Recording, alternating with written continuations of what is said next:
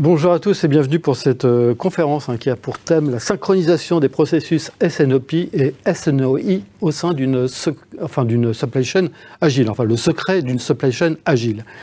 Alors pour évoquer ce sujet, j'ai autour de la table le plaisir d'accueillir des spécialistes de SAP et de Teamwork qui sont à l'origine de cette conférence.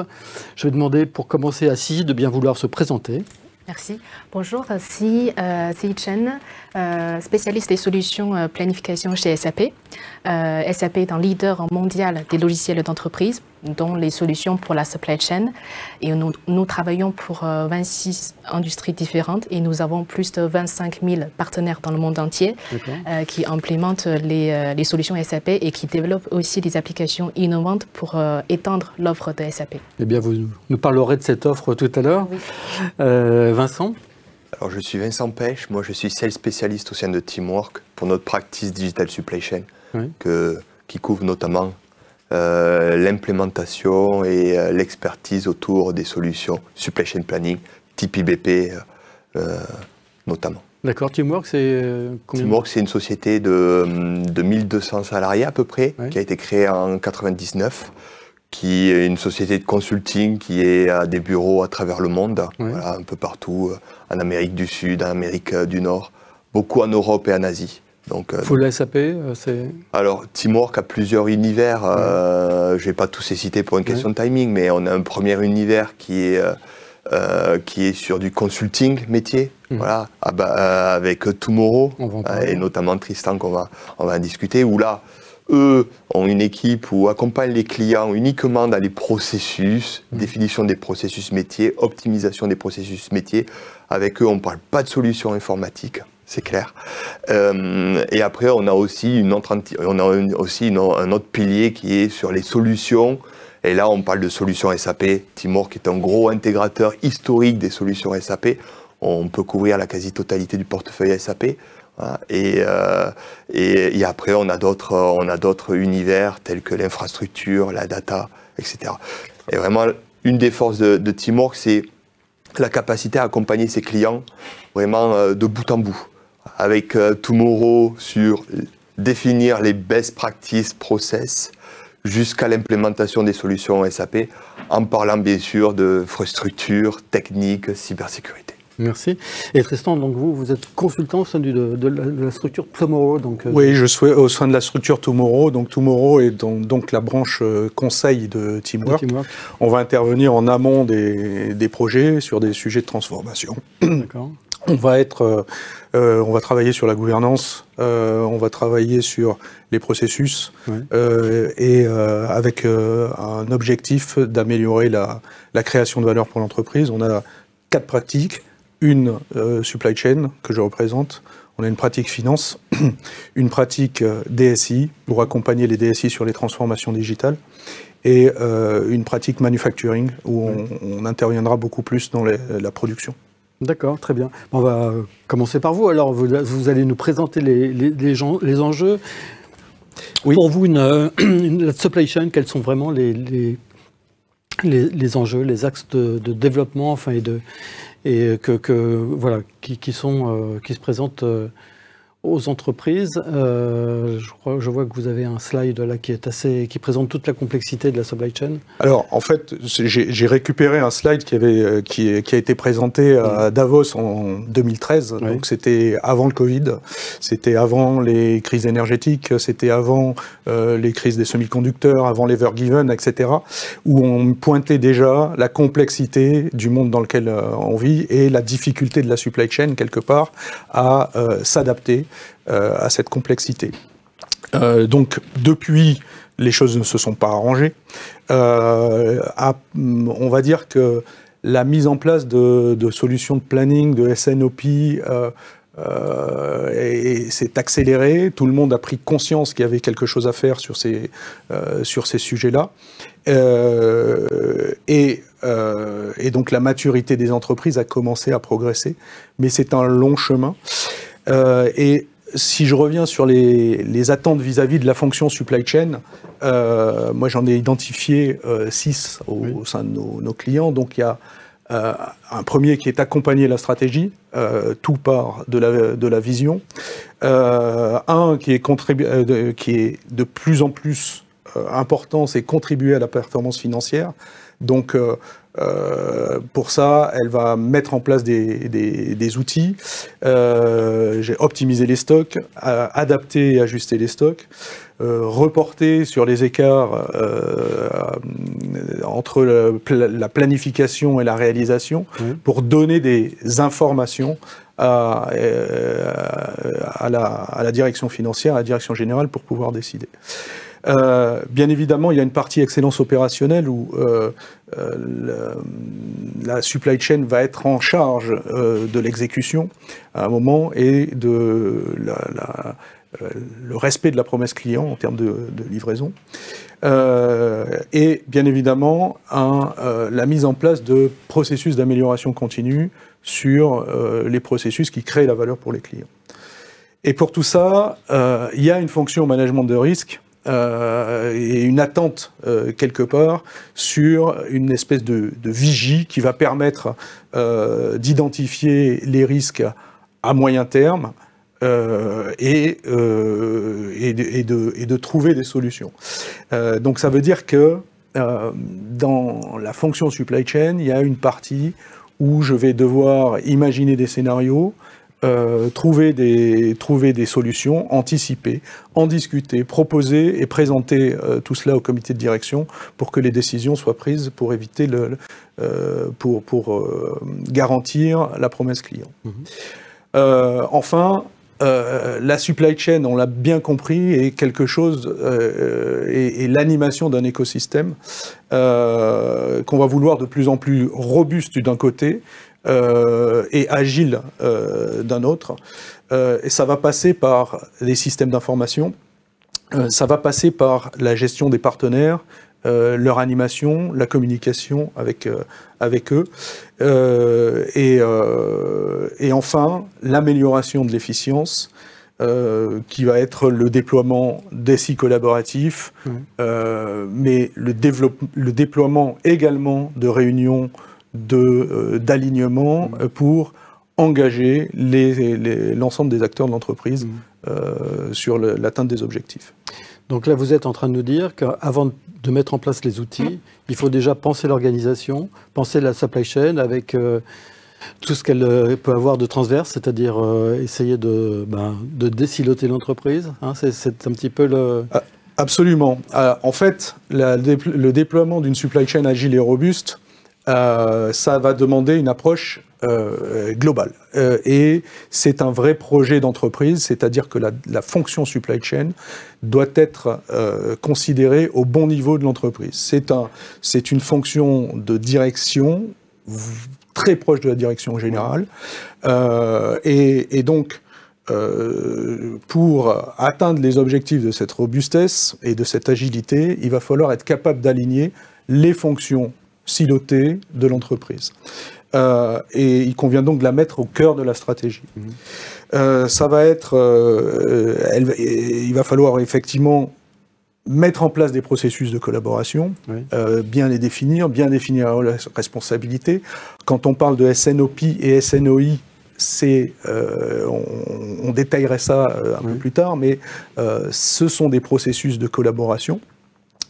Ça va être effectivement travailler sur les systèmes pour avoir une unicité de la data qui permettent de s'aligner sur un langage commun et de prendre des décisions en conscience. Ça, c'est vraiment le prérequis. C'est-à-dire, c'est vraiment faire en sorte que les fonctions collaborent entre elles, hein, depuis la finance en passant par le commerce, la production, enfin, le marketing. En fait, on est passé avec cette perturbation et cette disruption du monde mondial à la phrase du général de Gaulle qui disait « l'intendant suivra », on met en place et l'intendant suivra, à un besoin réellement de planification, de collaboration, d'agilité, de communication entre les différentes entités de l'entreprise, parce que que la robustesse et l'agilité de la supply chain va avoir un impact direct sur le besoin en fin de roulement, par exemple des boîtes, et donc la finance est impliquée. L'agilité sur les règles ou les lois et les évolutions de législation, que ça soit sur les règles du commerce international, que ça soit sur la compliance, que ce soit sur l'énergie maintenant, demande que les sujets soient traités et que les incidences ou les effets collatéraux soient traités globalement. Et bien évidemment, cette complexité induit une gestion des compétences et des talents. C'est pas les mêmes compétences. Réellement, on intègre de la data. Réellement, c'est-à-dire que l'engagement est nécessaire, mais l'engagement collaboratif est clé. La capacité à animer et à prendre le leadership est aussi important. Et donc, il y a besoin d'attirer de nouveaux talents. Et donc, un projet de déploiement d'une supply chain robuste, agile et durable, c'est un vrai projet d'entreprise. Merci. J'ai oublié de vous dire que vous pouvez vous poser, bien entendu, vos questions dès maintenant via le chat et nos intervenants se feront un plaisir tout à l'heure d'y répondre. Vincent, quand on parle de SNOP, on sait ce que c'est. Le SNOI, on sait un peu moins. Alors, est-ce que vous pouvez redéfinir un petit peu ce qu'est le SNOI et justement l'importance de synchroniser les deux? C'est clair que c'est un concept assez nouveau, le SNOI, le SNOP, comme vous l'avez dit, tout le monde le connaît, c'est un processus assez ancien. Le SNOI, c'est pas le cas. Pour nous, et la vision qu'on a, c'est vraiment l'idée d'avoir un processus MPS/DRP, supply, qui a une loupe avec les sales. Voilà. C'est vraiment MPS DRP++, voilà, avec vraiment cette notion de à la semaine de réconcilier et de faire une communication, une collaboration avec les sales. Voilà. Parce que c'est vrai que le SNOP, on est dans de la planification à 18-24 mois, comme dit la PIX. Au SNOI, on est là, on est en train de gérer l'instant. J'ai ma production qui shut down pendant ça fait 3 jours. Qu'est-ce qu'on fait? On ne pourra pas tout produire et aller voir les sales pour dire ben voilà, alors on priorise quoi, etc. Et c'est vrai que c'est important d'avoir en termes d'IT pour le coup des solutions et une solution qui permet d'être agile et de pouvoir clairement synchroniser en temps réel, et le temps réel est très important, ce qui se passe à l'exécution, le remonter d'un point de vue planning et vice-versa, et avoir aussi une synchronisation en temps réel de la planning versus l'exécution. Vous nous dites en fait que souvent on a des outils de planification qui jouent leur rôle, de planifier, prévoir et planifier la production, la distribution, mais qu'il y a également des outils d'exécution, mais que souvent ça communique pas, ça ne parle pas entre eux. Ouais, c'est souvent là où c'est le problème, et on peut le voir chez beaucoup de nos clients, où nous on intègre les solutions SAP, mais souvent ils ont pléthore de solutions. Voilà, ils ont un écosystème divers et varié, avec une solution X pour faire du SNOP, une solution Y pour faire un peu tout ce qui est le supply, MPS, le DRP, etc. Et puis après, ils ont un ERP aussi. Et c'est vrai que souvent, c'est coton de réconcilier, de réconcilier toute cette donnée, surtout, comme Tristan le disait, quand on aborde des processus SNOI, où là, on n'est plus au mois, mais on est à la semaine. Et pour l'agilité, avoir de la synchronisation, c'est un gros plus. Alors, la solution, c'est quoi? La solution, c'est, pour le coup, SAP. L'offre SAP est pour le coup ultra intéressante, parce que justement, là on va aborder la notion de synchronized planning. Ce qu'on parle, c'est synchroniser le planning qui est fait dans IBP, la solution, l'APS de SAP, avec la partie plus exécution et l'ERP, que ce soit du ECC ou du S4. Et vraiment, le synchronized planning, c'est l'idée d'avoir une seule plateforme, une seule solution, pour couvrir l'intégralité des processus supply chain. J'entends par le demand, le SNOP, le SNOI avec la notion de DRP-MPS, mais aussi on peut aller toucher des strates inférieures, type l'ordonnancement détaillé. Et là, ça c'est puissant. Voilà. Et SAP arrive avec une offre où on intègre de manière native et en temps réel IBP et les ERP. Ça veut dire que dans IBP, je peux avoir la vision des ordres, la vision des commandes, la vision des sous-traitants, des fournisseurs, et pouvoir réagir en fonction de ça. Et ça permet aussi d'activer d'autres fonctionnalités, comme les liens de pegging. Le lien de pegging, c'est l'idée de relier la demande aux ressources. En gros, un exemple, c'est de relier une commande client à une production, à un stock. On peut même descendre au niveau des matières premières. Et typiquement, nous, on a un client qui, dans IBP, en quelques clics, il peut voir que l'achat de X milliers de cartes électroniques chez un fournisseur, c'est parce que c'est lié à la commande de tel client sur telle quantité, de tel produit. Et là, ça donne tout son sens à la synchronisation entre la planification et l'exécution. Si mon ERP, c'est pas SAP, est-ce que... Ça peut se faire, mais c'est clair que c'est l'avantage de SAP, c'est que pour bénéficier de cette synchronisation en temps réel, il faut être dans un écosystème, en tout cas APS et un ERP, que ce soit ECC ou S4, SAP, oui. Alors, les critiques qu'on entend quand on parle d'SAP, c'est que c'est long à mettre en œuvre, c'est souvent complexe. Est-ce que ça se simplifie aujourd'hui? Est-ce que ça va plus vite? Est-ce que, voilà, Alors, sur le RP, je ne serais pas à même de le dire. Oui, je pense qu'il y a des choses qui permettent d'aller beaucoup plus rapide maintenant. Voilà. Et puis, il y a des partenaires, et notamment Teamwork, on est rodé à l'exercice, donc voilà. Mais sur la partie IBP, c'est clair qu'on peut faire des projets rapides avec du ROI très rapide. Voilà, c'est clair. Et on peut le voir chez nos clients. Alors précisément, Siyi va vous parler un petit peu plus en détail de l'offre SAP. Oui, alors bien sûr de l'ERP que tout le monde connaît. Ce serait difficile de ne pas connaître l'ERP, mais tout justement l'écosystème qui va autour. Alors. Oui. Très bien. Comme vous dites, donc beaucoup de monde ont connu SAP grâce au système ERP et comme vous pouvez le voir à l'écran, aujourd'hui les systèmes ERP restent toujours au cœur de la stratégie produit SAP. Et tout autour, il y a des solutions métiers, dont les solutions pour la gestion de la supply chain qui permettent d'étendre les fonctionnalités ERP pour arriver vraiment à une gestion de processus de bout en bout. Vincent tout à l'heure. Et nous proposons également des solutions développées par nos partenaires dans l'écosystème, des solutions pré-packagées, des solutions spécialisées par industrie, etc.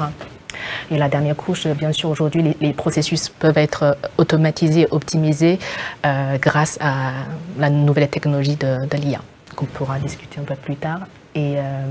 Et si on regarde la partie supply chain management, l'offre SAP couvre les 5 domaines principaux. Donc, la conception, la planification, la fabrication avec des solutions MES, la logistique, donc WMS, TMS, et enfin les opérations et la maintenance. Donc avec ce portefeuille complet, on permet aux entreprises vraiment de connecter les processus, contextualiser les décisions et bien collaborer en interne et aussi avec les partenaires externes. Donc, si on fait un focus vraiment sur la partie planification, donc je reprends ce que Vincent vient de dire. Donc nos solutions, notre plateforme couvre vraiment l'ensemble des processus planification à partir de la planification stratégique moyen-long terme, planification financière ou SNOP jusqu'à l'exécution. Parce qu'on veut vraiment casser les silos solutions. On parlait souvent des silos dans les organisations, mais on voit aussi des silos en termes de solutions. Et on perd facilement l'agilité et l'efficacité quand on a des outils déconnectés. Et donc ce qu'on croit avec la solution synchronisée chez SAP, c'est que les hypothèses et les décisions prises lors d'un SNOP, par exemple, doivent être reprises dans la planification opérationnelle, qui va ensuite driver les activités d'exécution. Et dans l'autre sens, tout ce qui est confirmé en tant que production ou les livraisons confirmées doivent aussi être remontées pour être prises en compte pour le prochain cycle de planification. D'accord.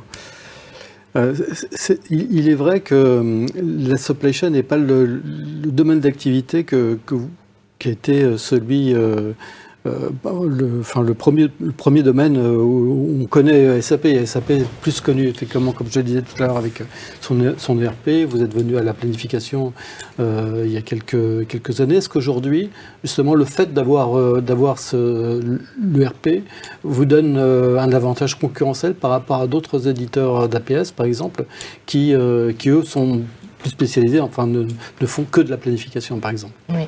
L'avantage que moi je vois, c'est effectivement le côté intégration. On parle de l'intégration des données. C'est plus facile entre les solutions SAP, solutions ERP et l'outil planification.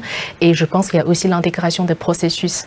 Donc, avec nos compétences et les expériences sur l'outil ERP, donc on peut vraiment fournir des templates, des processus, des best practices pour bien synchroniser les deux mondes, le monde de planification et le monde de ERP. Et un autre avantage, je vois, c'est que c'est notre écosystème avec les partenaires. C'est des partenaires qui ont aussi des connaissances sur les ERP et l'outil de planification pour bien proposer une solution synchronisée pour nos clients. Oui, Vincent, vous vouliez intervenir? Non, mais c'est clair qu'on le voit souvent chez nos clients, comme je le disais, avec une multitude de solutions qui sont des best of breed, qui sont très bien pour un process. Mais c'est vrai que maintenant, tout est question de synchronisation et comment mes décisions sont au niveau SNOP sont considérées dans la partie exécution. Et souvent, quand on n'a pas cette synchronisation et cette remontée des datas, des informations, c'est là où on est de moins agile. On est un peu plus en difficulté sur les prises de décision qui sont faites au niveau assez haut. La redescente a du mal et aussi la remontée. C'est souvent des pain points, on peut le voir chez plein de nos clients où c'est vrai que la force de SAP, c'est cette fameuse intégration. Et pour le coup, c'est unique sur le marché. Tristan, vous me disiez que vous êtes un cabinet conseil agnostique, bien qu'étant à l'intérieur de Teamwork, vous apportez donc une expertise qui finalement n'est pas forcément plus SAP qu'autre chose. À quel moment vous conseillez justement vos clients d'aller vers une solution SAP? Est-ce que vous allez préconiser SAP justement chez des clients qui ont déjà le RP avec donc une préconisation qui consisterait à investir dans des outils qui complètent l'offre ERP? Ou est-ce qu'il vous arrive aussi de préconiser d'autres solutions? Absolument. Nous intervenons chez des clients qui ont SAP ou qui n'ont pas SAP. Clairement, l'intérêt de IBP et de la solution SAP en termes de pilotage des plannings est lié au fonctionnement de l'entreprise avec SAP. Le sujet alors va dépendre de la maturité de l'entreprise, de la taille de l'entreprise également, parce qu'on peut très bien avoir à l'extrême un pilotage SNOP sur Excel au départ pour éprouver les processus. Pour le SNOI, ça devient plus compliqué. En fait, je vais compléter ce que disait Vincent sur le SNOI. En fait, le SNOI est arrivé, je dirais, parce que on passait trop rapidement du SNOP à la gestion de crise. Et finalement, il y a une gradation entre alors avant le SNOP, c'est-à-dire pas grand-chose, le SNOP et la gestion de crise. Et pour éviter de multiplier les gestions de crise, la mise en place de SNOI et donc d'une collaboration qui va permettre quand même si c'est une maille plus réduite, va permettre un échange entre les ventes et la production et prendre des décisions. Ce processus-là va éviter de multiplier les gestions de crise. On a expérimenté la mise en place de multiples gestions de crise et je pense que quelque part, sans la technologie, les hommes ont été remarquables finalement à trouver des solutions sans intelligence artificielle, sans tout ça. Et donc l'intelligence dans ces cas-là est la première d'importance. Sur la mise, il y a des solutions de planning qui existent depuis longtemps, qui sont effectivement, comme le disait Vincent, des best of breed, qui adressent toutes les problématiques de la planification du SNOP. Dès qu'il s'agit effectivement d'aller en maille beaucoup plus fine et d'avoir des interactions avec le RP, eh bien, il va falloir réfléchir à l'architecture informatique et aux interfaces à mettre en place pour que ces allers-retours puissent fonctionner. Réfléchir à la gouvernance des data, réfléchir effectivement à comment arriver à disposer des informations qui nous permettent de faire l'animation, qu'elle soit SNOP, qu'elle soit SNOI. Voilà. Donc, je dirais qu'il n'y a pas de règle. Il y en a une, c'est que si vous n'avez pas SAP en ERP, il y a beaucoup moins d'intérêt à basculer vers une solution IBP. La force, comme le disaient Si et Vincent, la force de SAP, c'est d'arriver à interconnecter leur système sans API, sans EDI, etc. Une fois que vous avez bien déterminé quels sont les systèmes maîtres, vous avez accès à une information qui vous permet de prendre des décisions. Ce qui va être important aussi, parce que avant de parler de système d'information, qui pour moi, ça va représenter 15% du succès, quelque part, c'est la gouvernance, c'est le leadership, et la capacité, effectivement, c'est d'identifier les rôles et responsabilités dans l'entreprise et savoir mettre en place des meetings efficaces, donc forcément basés sur la donnée, forcément basés sur du reporting qui va sortir des outils de planification.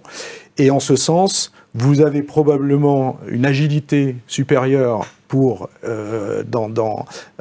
chez des éditeurs best of breed pour effectivement s'adapter à l'organisation. SAP va proposer des best practices. SAP réfléchit en termes stratégiques sur l'évolution de son ERP et de ses solutions. Et réellement, quand vous voyez l'approche, il pense à tout. Combler l'écart entre la maturité des entreprises et la capacité de l'outil est quelque chose de complexe. Donc vous avez une partie management du changement associée à la décision d'aller vers un outil comme IBP. Et vous avez une question qui est la complexité de la supply chain, si elle est mondiale, que ça soit en approvisionnement, que ce soit en distribution, si elle est multicanal, si elle est... SAP réfléchit et développe des solutions qui permettent de répondre à une complexité supply chain très forte. Voilà. Avec l'importance d'avoir une data qui est nettoyée, qui est à jour, parce que ça ne sert à rien d'avoir finalement un très très bel outil si à la base on n'a pas des bonnes informations, des bonnes données. C'est clair. Alors SAP simplifie un petit peu l'histoire, parce qu'effectivement quand vous avez tout dans un système unique, vous avez, alors il y a du chemin, il y a du travail à faire, mais vous avez une simplicité d'unicité de la data. Quand vous avez plusieurs systèmes qui vont raisonner ou avoir besoin d'informations diverses mais qui ne sont pas forcément liées à la supply chain. Hein. D'ailleurs, j'ai travaillé sur des mises en place de schémas logistiques pour l'approvisionnement d'usines automobiles, et notamment la mise en place de pilotage des approvisionnements incluant les schémas de transport amont. Et au départ, on s'apercevait que dans les systèmes d'information, vous n'aviez pas le poids des pièces, enfin en tout cas pas le poids correct, ce qui est une donnée très importante pour planifier le transport organisé. La gestion des incoterms dans les systèmes d'information, c'est aussi une problématique. Donc vous avez, quand vous avez différents systèmes, WMS, TMS, APS, ERP, la question de l'articulation et d'identifier où sont les datamètres est clé. Pas de commentaires sur la data. Et justement, quand on parle... data, oui, je pense que c'est aussi une force de SAP. Je rejoins Tristan parce que, comme j'ai montré le portefeuille complet de SAP, il y a beaucoup de solutions. Il y a le RP, il y a aussi toutes les solutions métiers. Et on a des expériences, des années d'expérience sur la gestion de données, la collecte de données, comment structurer les données, comment nettoyer les données pour bien alimenter la bonne... Parce qu'on parle de plus en plus d'intelligence artificielle, mais l'intelligence artificielle ne fait pas tout. Oui. S'il n'y a pas de données, je pense que même l'IA ne pourra pas... Si on n'a pas une donnée qui est à jour et nettoyée. J'étais en train de penser tout à l'heure en vous entendant, devant la complexité que vous définissiez, qui est très bien retranscrite dans le premier slide que vous avez montré. Est-ce que vous avez le sentiment que vos clients ont besoin de pédagogie? Est-ce qu'il y a toujours besoin encore d'expliquer un petit peu, justement, les enjeux, les risques de la supply chain aujourd'hui? Absolument. Je dirais que le positionnement, quelque part, de la supply chain dans l'organisation, et j'en parlais, est un enjeu clé. C'est un enjeu de stratégie d'entreprise, de direction générale, et c'est plus seulement la problématique du manufacturing, du commerce, c'est un enjeu global.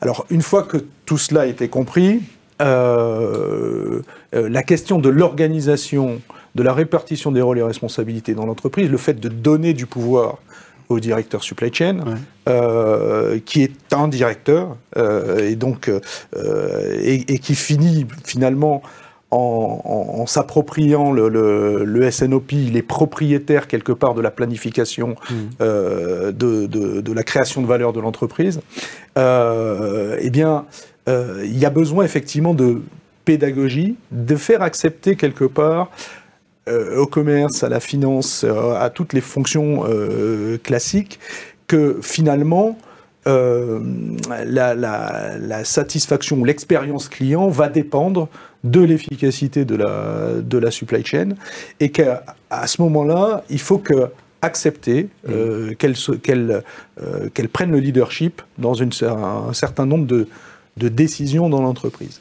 Donc ça, c'est effectivement... Alors, ça vient petit à petit, mais moi, j'ai encore vu, il n'y a pas très longtemps, chez un client qui me disait, moi, j'ai un problème, j'ai mon directeur supply chain qui est en burn-out, l'autre est resté 2 ans, etc. La première question que je lui ai posée, c'est où est sa place dans l'organisation ? Et il n'était pas au comité de direction. Donc, en fait... Dans une organisation comme celle-ci, vous avez des patrons supply chain qui sont finalement, qui basculent très vite dans le firefighting, parce qu'ils vont être partagés entre la nécessité de planifier et la nécessité d'exécuter et de servir le client. Donc ils vont être sous pression constamment. Et ils vont faire le lien, et c'est pas le processus qui va faire le lien, c'est les hommes et l'organisation. Et donc il y a besoin de pédagogie en fait sur ces sujets-là. Il y a besoin de pédagogie pour expliquer également le besoin d'investir sur les compétences. Il y a besoin d'accompagner, je l'ai dit tout à l'heure, les compétences au sein des fonctions supply chain, parce que en fait les problématiques ont énormément changé. la capacité de résilience des hommes est très forte. Et quand on baigne dans ce métier depuis longtemps, on a développé une agilité darwinienne pour arriver à aller au combat, à trouver des solutions, etc. Et en fait, il y a besoin de pédagogie pour dire ça mérite un investissement. Il faut choisir le moment où l'on investit. Il faut choisir d'investir ou de subir et d'avoir une perte de contrôle. Et donc ça, c'est effectivement de la pédagogie. De la même façon, quand on va parler de mise en place de RP, vous parlez de SAP, on va s'intéresser au processus en amont, puisque un système d'information est un accélérateur d'efficience, mais vous avez quand même besoin, avant, de bien connaître vos processus, de les avoir améliorés, de bien savoir ce que vous voulez faire. Et donc, il y a une partie de préparation, notamment dans la compréhension des processus, pour être sûr que les systèmes d'information que l'on va mettre en place sont en ligne avec le besoin et apporteront la valeur créée. Voilà, donc il y a besoin de pédagogie, on le sent. C'est une manière de manager l'entreprise, mettre la supply chain au cœur de la stratégie. C'est une manière de manager l'entreprise qui va permettre d'améliorer sa création de valeur, de la rendre compétitive par rapport à d'autres qui, finalement, ont démarré from scratch et qui mettent en place des solutions agiles. Et donc oui, cette partie conseil dit métier devient de plus en plus du conseil stratégique en organisation. Ouais, voilà. Vincent, quand un intégrateur répond à un appel d'offres qui concerne la supply chain, il est souvent soit face à des DSI qui ont une approche très techno, ou soit face à des directeurs supply qui ont une approche plus métier. Comment vous gérez cette dichotomie?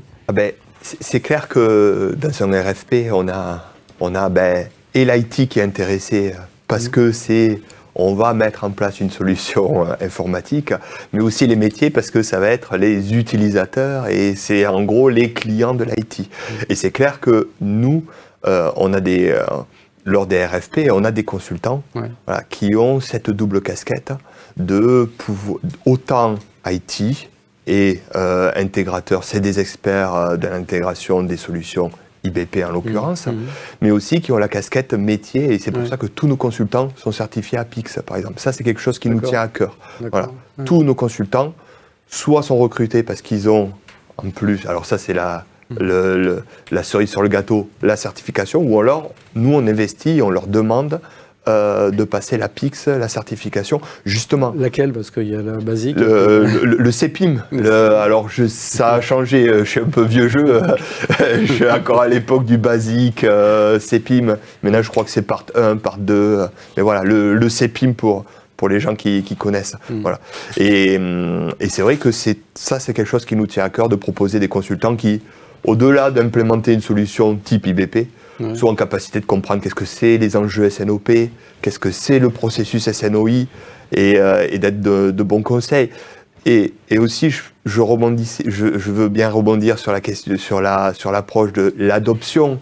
Et SAP a fait beaucoup de progrès sur justement, une fois qu'on a posé les processus métiers, la solution aussi, et notamment la solution IBP, permet justement de faciliter l'adoption et de casser un peu les doutes, le change management, les peurs que peut avoir les utilisateurs à travers des outils. Par exemple, on a dans IBP la notion de playbook, ou par exemple quand on a une alerte dans IBP, on a la possibilité de voir et de déjà préparer une procédure. Voilà. Tu as telle alerte capacitaire qui apparaît.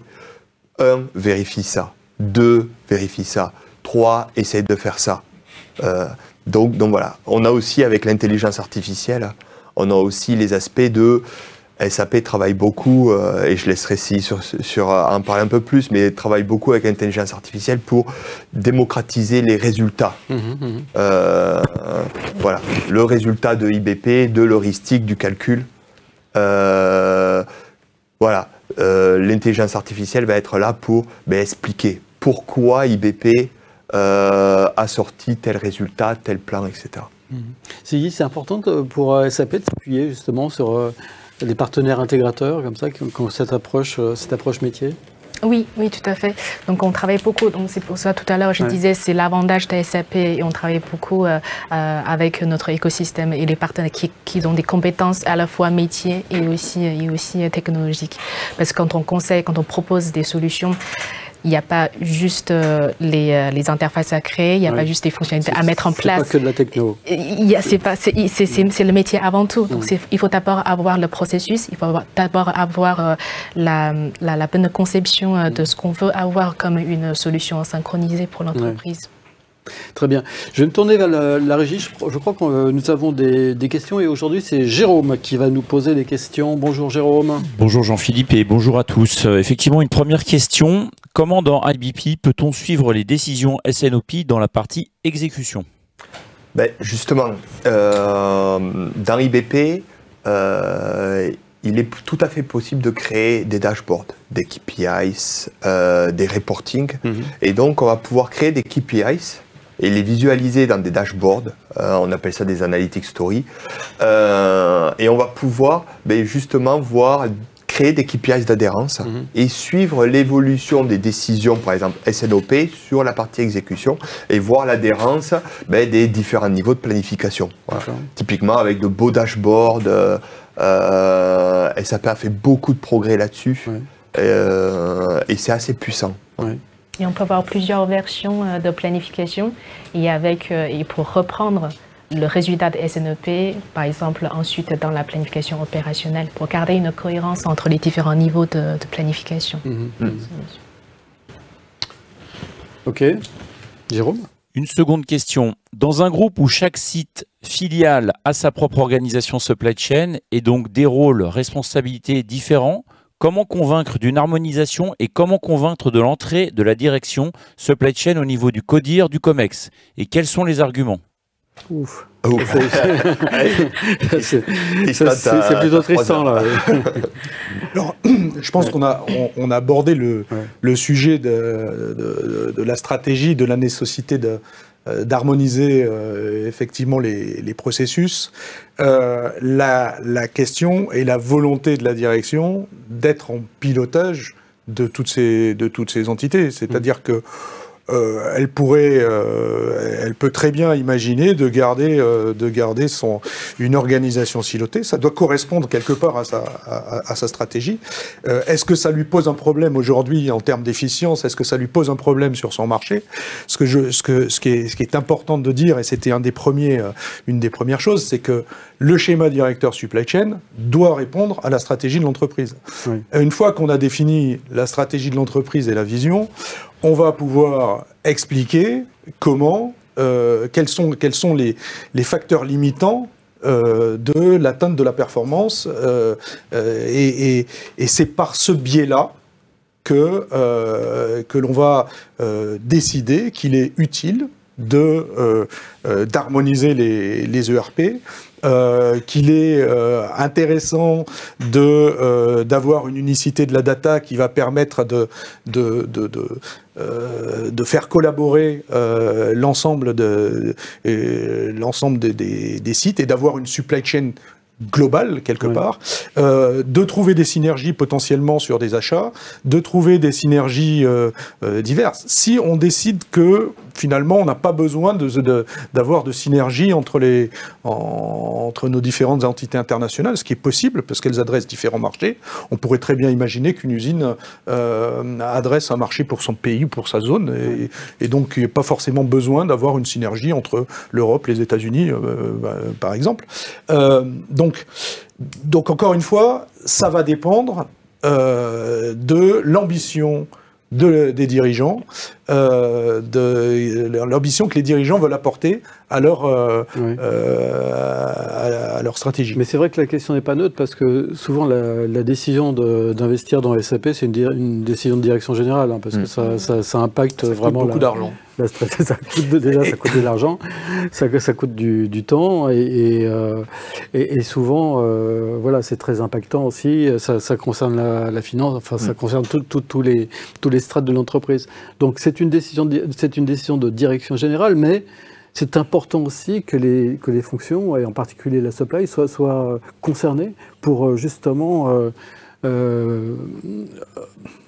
inscrire cette stratégie dans le cadre d'une supply chain étendue avec les fournisseurs, avec les sous-traitants.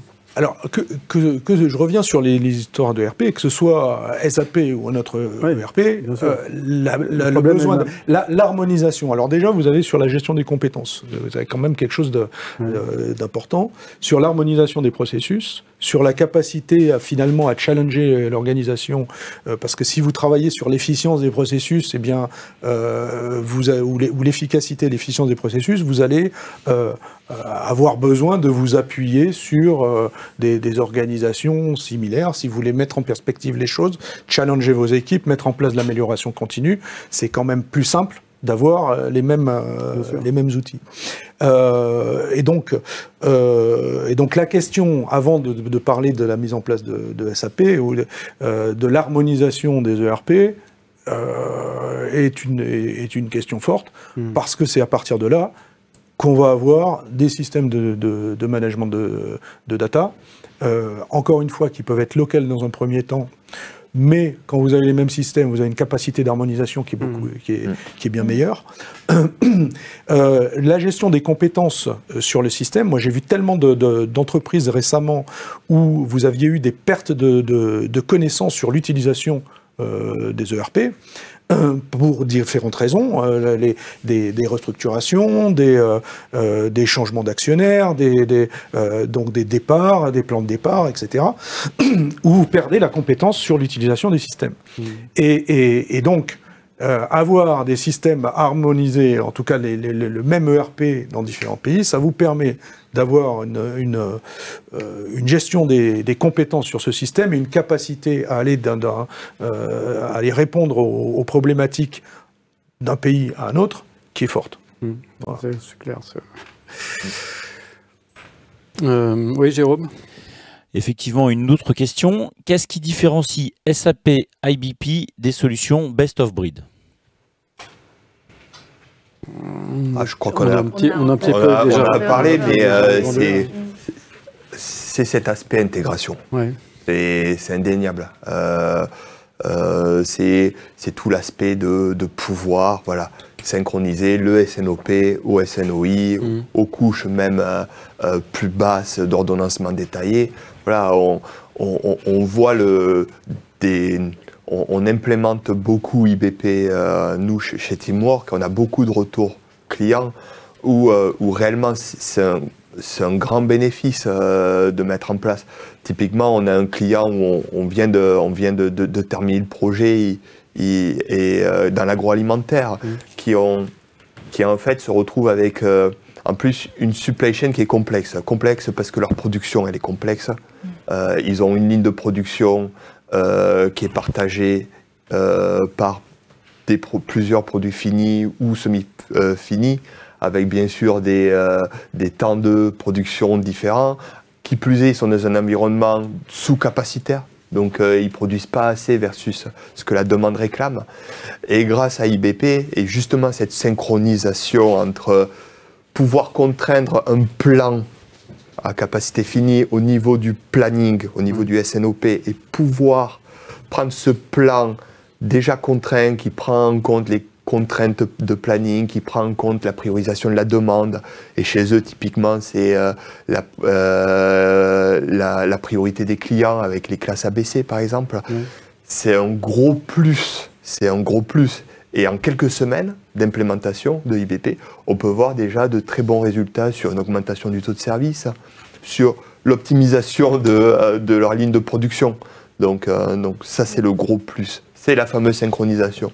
Oui, c'est ça l'avantage, c'est améliorer à la fois la performance opérationnelle et la performance financière. C'est ça, tout à fait. Et surtout, d'avoir pas uniquement ce top-down, mais aussi ce loop, ce bottom-up. Et ça c'est puissant. Et c'est cette fameuse synchronisation planning qu'on a mentionnée, et qui est assez unique dans un environnement SAP, quoi. Et je précise juste un point, notre solution n'est pas une simple boîte à outils. Oui. Donc on ne crée pas une petite solution pour répondre à un besoin spécifique, mais on a bien des processus pré-packagés, préconçus entre le système ERP et la solution planification pour bien faciliter l'adoption d'une solution complète et faciliter le projet. Et les partenaires, ils ont aussi créé leur solution pré-packagée, donc tout ça pour accélérer le projet, parce qu'on parlait de ROI, on parlait de complexité de mise en place. Donc je pense qu'avec les nouvelles solutions comme IBP, une solution cloud, une solution facile à configurer, à maintenir, je pense que c'est aussi l'avantage. Ouais, c'est vrai que c'est important. Chez Teamwork, en partenariat avec SAP, on a créé autour d'IBP notre propre préconfiguré, qui s'appelle Step-In. Et c'est vrai que ça change. On parlait d'adoption et de comment aborder le métier sur les notions de change. Ça, c'est pour l'IBP, c'est pour le... Oui, c'est pour l'IBP. Et c'est vraiment dans la méthodologie d'implémentation et de projet, c'est vraiment quelque chose de totalement différenciant, parce qu'on change la manière d'aborder les workshops. Au démarrage d'un projet, on fait des workshops avec le métier pour savoir comment ils imaginent leur solution, leur process versus la solution. Et avec Step-In, on arrive déjà avec une proposition. On arrive déjà avec un point de départ, et ça permet vraiment au métier de se projeter dans la solution et de ne pas arriver, alors qu'est-ce que vous voulez, comment vous faites votre nettoyage d'historique. Si on parle de demand planning, on arrive en disant, ben voilà, nous, Teamwork, avec IBP, pour faire le nettoyage de l'historique, pour faire la stat forecast, on a imaginé ça, ci, ça. Et tout de suite, ça fait des workshops beaucoup plus interactifs. Ça permet surtout au métier de se projeter dans la solution dès le démarrage du projet. Alors moi, je rajouterais quelque chose qui est, on parle souvent de coûts cachés sur la mise en place des systèmes d'information ou sur les projets d'une façon générale, et c'est ce qui fait peur finalement, parce que il peut y avoir des dérives qui coûtent très cher. On réfléchit assez peu en gains cachés, parce qu'il y en a pas mal. Un outil qui permet de développer la collaboration va permettre de développer la collaboration sur ces sujets-là, mais va permettre d'aider à déployer une culture. Et en réalité, l'investissement dans un APS aussi complet, c'est un chemin. La mise en place de processus et de culture supply chain, c'est pas quelque chose qui se décrète, c'est quelque chose qui se décide, mais c'est un chemin, c'est de l'amélioration continue. Et c'est vrai que quand vous avez une vision long terme assez claire sur le sujet, vous pouvez avoir des étapes de mise en place. Et la première étape, c'est peut-être pas forcément de mettre en place IBP, c'est de mettre en place les processus. Oui, bien sûr. Et ensuite, un des avantages de IBP, c'est comme il est complètement intégré à l'ERP, il va pouvoir être interfacé avec toutes les autres solutions de l'entreprise. On parlait du WMS, on pourrait parler du TMS, on peut imaginer effectivement que ça devienne le support ou le socle d'un jumeau numérique, finalement, avec la capacité à jouer des scénarios différents, avec des horizons différents. Et donc, ça paraît merveilleux, mais il y a un chemin avant d'en obtenir tout le bénéfice. Bien sûr. Et réellement, je reviens là-dessus, c'est un projet d'entreprise, c'est un projet d'amélioration continue. Et s'il n'y a pas ça, s'il n'y a pas cet engagement-là, à ce titre, on peut dire que finalement, Tomorrow, c'est la porte d'entrée. Il faut vraiment passer par la case conseil. Que ça soit Tomorrow ou que ça soit d'autres entreprises de conseil. C'est-à-dire qu'il faut absolument mettre en perspective le vrai risque, en fait, c'est que ce soit une solution apportée par la DSI, c'est vraiment... alors c'est un risque, c'est bien, uniquement apporté par la DSI, par simplification, effectivement, parce que vu des systèmes d'information, on a un seul ERP, on a un match parfait, on n'a pas besoin de développer d'interface ou d'échanges directs, et donc finalement c'est une évidence. Mais c'est un réel projet d'entreprise qui amène et qui doit onboarder effectivement le métier, qui a des problématiques, certes SNOP, mais on l'a vu tout à l'heure, le directeur supply chain, il va jongler avec la planification tactique, stratégique, la planification tactique, et l'exécution, et donc il est toujours balancé entre différents sujets. De la même façon, on parlait du positionnement des directions supply chain. Vous avez des directions supply chain qui sont supply chain et achat. Vous avez des directions supply chain qui sont supply chain et systèmes d'information. Vous avez des directions supply chain qui sont orientées marketing. Et donc en fait, dépend. Et c'est pour ça que la partie conseil, réflexion sur l'organisation va aider à choisir et à décider de la bonne chose à faire sur les systèmes d'information. Alors, on va peut-être prendre une dernière question, Jérôme.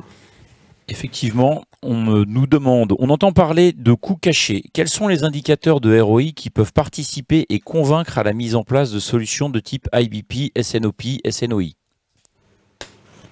Alors, on va parler plutôt des gains cachés, parce que les coûts cachés, finalement, c'est ceux qui vont... alors, ils peuvent arriver du mode de facturation, par exemple, des solutions informatiques. Ça peut arriver, donc il faut les identifier. Les coûts cachés, ça va être le fait d'investir dans une solution sans mettre en place l'organisation et la gouvernance qui va permettre de l'exploiter au mieux. Donc en réalité, c'est une perte de ROI liée au fait de ne pas avoir mis en place ça. Les gains cachés vont vraiment être sur du déploiement d'une solution de système comme ça qui permet à chacun de collaborer, d'avoir un langage commun, etc. Ça va être l'efficience du comité de direction, ça va être la capacité de l'entreprise à prendre des décisions rapidement, et donc à finalement adresser ces sujets de création de valeur rapidement. Et donc arriver à faire collaborer, parce que quand on parle de langage commun, c'est vrai que rapprocher sales et opération, c'est une problématique qui existe depuis des lustres. On ne parle pas le même langage. On a des ingénieurs d'un côté, on va avoir des commerçants de l'autre, des commerçants, peut-être des gens très analytiques d'un côté, des gens qui le sont moins, même si avec l'arrivée du marketing, on a des évolutions là-dessus. Et donc arriver à aligner ces gens-là, c'est complexe. De la même façon, arriver à aligner la finance et la supply chain, c'est pas si évident que ça. C'est quand même très récent qu'on aborde les sujets en valeur. On les abordait en SKU, en opération, en unité opérationnelle, mais pas forcément en unité financière. Et d'ailleurs, la finance et les sales, c'est aussi complexe parce que en fonction de la politique commerciale, on va avoir un impact sur la partie revenu. Et donc, la mise en place d'un Sales and Operational Planning et d'un outil qui permet d'aligner tout le monde va permettre de mieux se comprendre, d'aligner quelque part les horizons budgétaires et les horizons opérationnels, de savoir expliquer les écarts entre les écarts entre le planifié et le réalisé, non seulement en termes d'unité, mais en termes de valeur, va permettre d'anticiper et de réduire les coûts logistiques. d'une façon, que ça soit dans la diminution de la valeur des stocks, ou que ça soit dans le nombre de transports exceptionnels qui vont devoir être réalisés, que ça soit dans le positionnement des entrepôts, etc. Donc il y a des vertus à la mise en place de solutions qui permettent d'aider à la collaboration. Voilà. Merci. Donc, vous nous avez dit que pour gérer la complexité, il fallait d'abord mettre en place l'organisation, les silotés d'entreprise, parce que ça, c'est important. C'est, disons, le prérequis, la base de tout. Et puis ensuite, bien entendu, mettre en place les bons outils. Et vous nous avez bien entendu parler de SAP et de sa couverture fonctionnelle très large. Je ne sais pas d'ailleurs si est-ce qu'il manque quelque chose aujourd'hui dans la couverture fonctionnelle de SAP. Est-ce que vous couvrez tout? Est-ce qu'il y a des choses? Est-ce que vous avez des trous dans la raquette? Des trous dans la raquette? Non, je pense qu'il y a toujours des... Après, je pense qu'il y a aussi des nouveaux challenges qui arrivent dans la supply chain. Donc, on continue à investir dans l'IA. Et aussi, la solution IBP, c'est une solution cloud qui a 4 releases dans l'année. Tous les ans, il y a des nouveautés qui arrivent dans la solution. Donc, par exemple, on peut avoir des nouveaux modèles de prévision. On peut avoir l'IA bientôt, on espère, qui va nous aider à bien expliquer le résultat des algorithmes. Pourquoi, avec les quelques options, je préconise l'option 2 par rapport aux autres options. Donc ça, on attend beaucoup de l'IA générative dans les mois, dans les années à venir. D'accord, et donc Vincent nous a également expliqué l'importance de bien synchroniser justement la planification SNOP avec le SNOI, qui est donc plutôt la partie exécution et tout le bénéfice qu'il y avait à réconcilier les deux aspects. Eh bien, merci beaucoup, merci pour cet éclairage, et puis merci à vous pour avoir suivi cette conférence. À très bientôt. Merci. Au revoir. Merci. Au revoir.